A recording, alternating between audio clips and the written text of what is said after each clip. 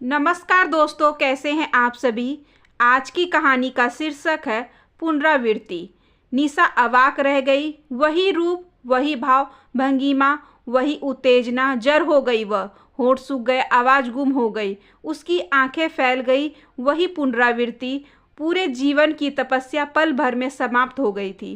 कहते हैं मनुष्य के जीवन में दुख के बाद सुख जरूर आता है। निशा हर रोज अपने हाथों की लकीरों को पढ़ने की कोशिश करती और यही सोचा करती, मेरे जीवन में सुख कब आएगा। इसी सुख की आस में जीवन के 50 वर्ष किस तरह निकल गए उसे पता तक नहीं चला। संघर्ष करते करते शरीर जर्जर और मन थक चुका था। सफ़ेद बाल और झुर्रियों वाले शरीर लिए जीवन के प्रत्येक क्षण को जूझती निशा उम्र से ज़्यादा बूढ़ी दिखने लगी थी। रात का सन्नाटा था, बिल्कुल शांत वातावरण, परंतु निशा के भीतर कितनी अशांति, कितनी उथल पुथल मची थी। उसकी आंखों की नींद गायब थी। लगता था आज हृदय फट जाएगा। भीतर का वह सारा घुटन बाहर आकर चित्कार करना चाहता था, जिसे वह वर्षों से दबाई हुई थी।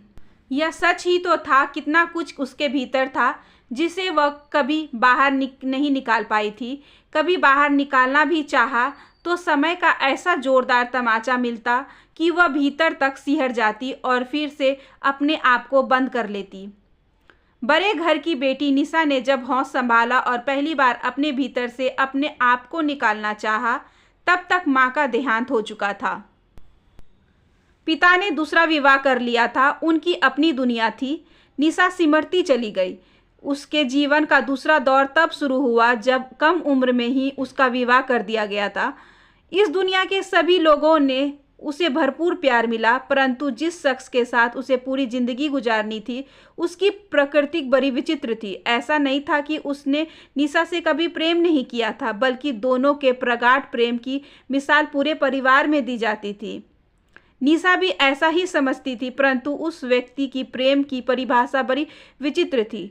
स्वभाव से अय्यास, उसकी अपनी कुछ आवश्यकताएं थी, उनके पूरा होने के बाद ही उसका प्रेम उमड़ता था, वरना दुनिया में उसका कोई अपना नहीं था। हर औरत का सपना उसका अपना घर होता है, परंतु निशा को ऐसा कोई घर नहीं मिला जिसे वह अपना कह पाती। अपनी जिम्मेदारियों से मुक्त उस व्यक्ति ने उसे एक रिश्तेदार की गृहस्थी में झोंक दिया। एक कमजोर पति के पत्नी के रूप में निशा अपने को बड़ा ही असुरक्षित महसूस करती।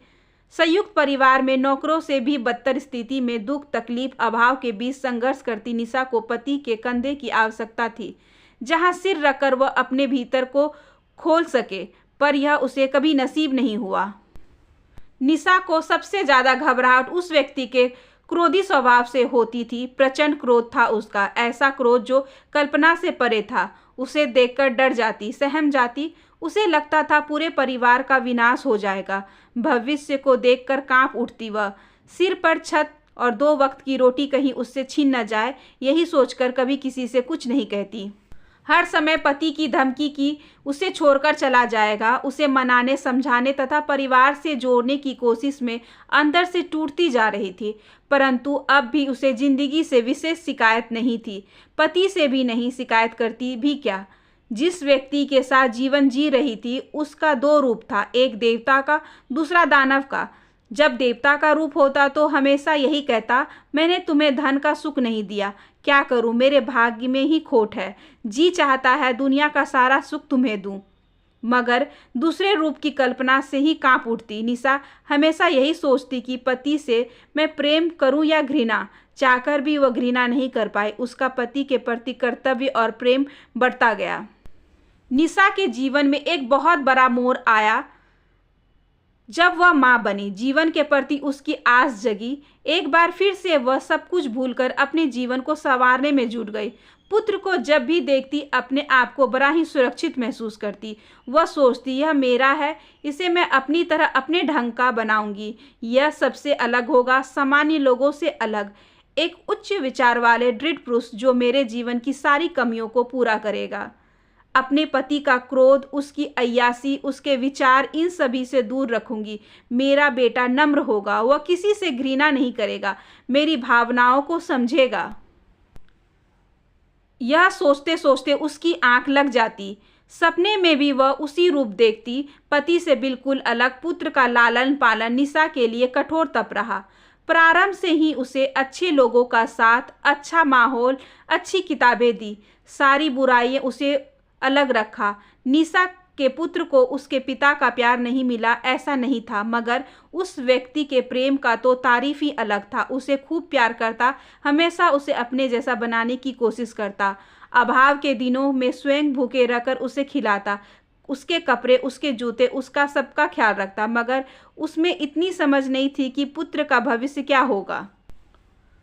आज दूसरे के रहम पर पल रहा है, कल को उसे निकाल दे तो क्या होगा। उसकी शिक्षा दीक्षा कैसे होगी, क्योंकि वह जितना भी कमाता वह तो उसके परिवार के भोजन के लिए भी पर्याप्त नहीं था। मगर निशा की तपस्या ने उसके पुत्र को उच्च विचार वालों शिक्षित व्यक्ति बनाया, जिसे देखकर वह भाव विभोर हो उठती।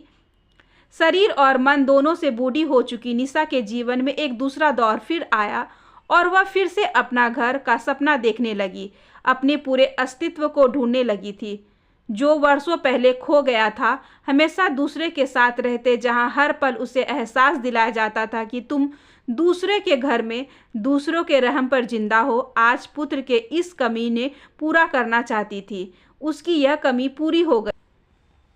पिता और पुत्र के साथ वह अपने घर में आ गई। उसे लगा कि जीवन की सारी खुशी मिल गई। जीवन कितना आसान लगने लगा था। एक क्षण में वह सारा संघर्ष, दुख, तकलीफ भूल गई। हर पल उत्साहित और पूर्ण स्फूर्ति के साथ अपने नए घर को सजाने संवारने में जुट गई थी। हंसती हुई निशा हमेशा यही सोचा करती, यह सुख दुख का खेल जीवन में क्यों चलता है। मगर उसके जीवन में सुख आया ही कहाँ था। जिसे वह भूले से सुख समझ रही थी, वह सुख कहाँ था। वह तो उसके संघर्ष की दूसरी कहानी थी। शुरू से ही निशा ने अपने पुत्र के सामने पिता की किसी बुराइयों को आने ही नहीं दिया था। उसकी सारी अच्छाइयों को सामने लाती, पिता के प्रति प्रेम और आदर पुत्र के मन में भरती रही। परंतु जिस चीज को वह सालों से बचाती आ रही थी, इस नए घर में धीरे धीरे खुलने लगा था। निशा का पुत्र पिता के करीब जाने लगा था। वह जैसे जैसे करीब जाने लगा, निशा की घबराहट बढ़ती गई। वह हमेशा यही देखती कि वह अपने उच्च विचारों से अपने पिता को तौलता, और जब वह उसकी कसौटी पर खरा नहीं उतरता तो वह उसमें चिड़चिड़ापन भर जाता। हमेशा कहता, माँ ये किसी बात पर क्यों नहीं समझते, यह किसी की बात को मानते क्यों नहीं। मैं जितना समझाने की कोशिश करता हूँ, उसकी उल्टी प्रतिक्रिया इनमें क्यों होती है।